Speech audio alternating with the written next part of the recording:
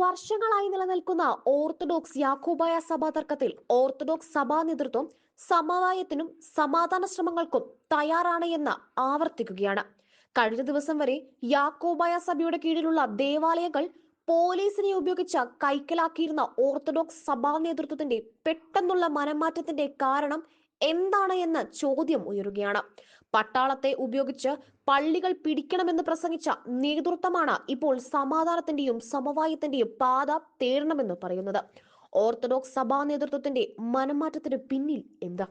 Yakobaya orthodox സഭാ തർക്കത്തിൽ സംസ്ഥാനത്തെ ഓരോ വില്ലേജുകളിലുമുള്ള ഇരുവിഭാഗം വിശ്വാസികളുടെയും പള്ളികളുടെയും കണക്ക് വില്ലേജ് ഓഫീസർമാർ എടുക്കണമെന്നും ഓരോ പള്ളിയിലെയും ഇരുവിഭാഗത്തിലെയും അംഗങ്ങളുടെ എണ്ണം, നിലവിൽ ആരുടെ നിയന്ത്രണത്തിലാണ് പള്ളികൾ, ഇവയെല്ലാം അടങ്ങിയ വിശദമായ റിപ്പോർട്ട് അതാത് വില്ലേജ് ഓഫീസർമാർ വഴി കളക്ടർക്ക് സമർപ്പിക്കണമെന്നും കഴിഞ്ഞ ദിവസമാണ് സുപ്രീം കോടതി ജില്ലാ കളക്ടർമാർക്ക് നിർദ്ദേശം നൽകിയത്.